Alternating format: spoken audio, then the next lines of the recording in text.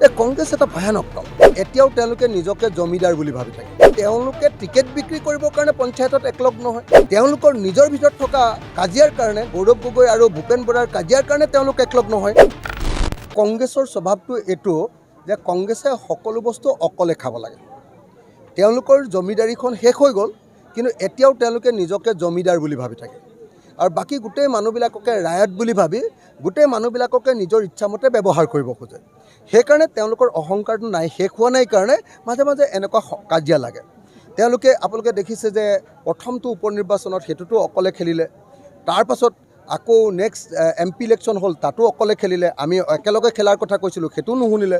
তাৰপিছত আকৌ উপ নিৰ্বাচন হ'ল, সেই 5খনতো একেলগে খেলিলে। পঞ্চায়ত নিৰ্বাচনত একেলগে খেলিবলৈ ক'লোঁ, সেইটোও নেখেলিলে। এতিয়া তেওঁলোকৰ কথাটো হ'ল যে তেওঁলোকে টিকেট বিক্ৰী কৰিবৰ কাৰণে পঞ্চায়তত একলগ নহয়। তেওঁলোকে নিজৰ দলৰ সংগঠন বৃদ্ধি কৰিবৰ কাৰণে একেলগে নহয়। তেওঁলোকৰ নিজৰ ভিতৰত থকা কাজিয়াৰ কাৰণে গৌৰৱ গগৈ আৰু ভূপেন বৰাৰ কাজিয়াৰ কাৰণে তেওঁলোক একলগ নহয়। আৰু তাৰ কাৰণে আজি বিজেপিক আকৌ তেওঁলোকে শাসনত দিব খুজিছে। বিজেপিক খেদাবৰ কাৰণে তেওঁলোকে একলগ হ'ব লাগে, বৰং বিজেপিক খেদাব বিচৰা যিবিলাক পাৰ্টি তেওঁলোকৰ বিৰুদ্ধেহে তেওঁলোকে সদায় এনেকৈ খন্তি লৈ ৰৈ থাকে।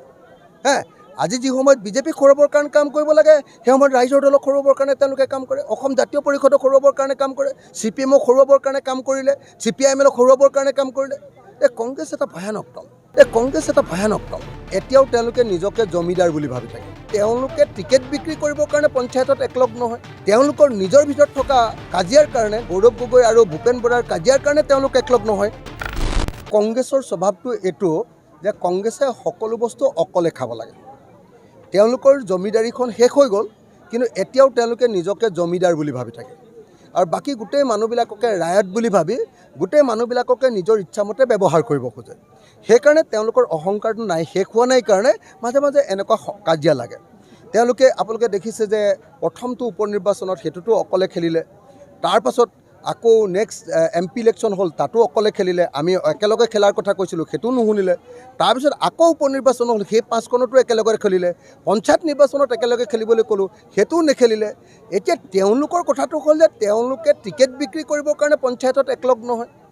তেওঁলোকে নিজৰ দলৰ সংগঠন বৃদ্ধি কৰিবৰ কাৰণে একেলগে নহয়।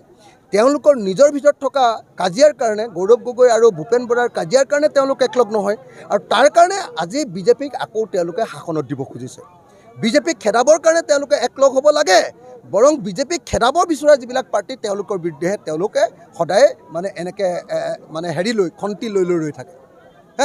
আজি যি সময়ত বিজেপিক খৰুৱাবৰ কাৰণে কাম কৰিব লাগে, সেই সময়ত ৰাইজৰ দলক খৰুৱাবৰ কাৰণে তেওঁলোকে কাম কৰে। অসম জাতীয় পৰিষদক খৰুৱাবৰ কাৰণে কাম কৰে, CPM-ক খৰুৱাবৰ কাৰণে কাম কৰিলে, CPIM-ক খৰুৱাবৰ কাৰণে কাম কৰিলে।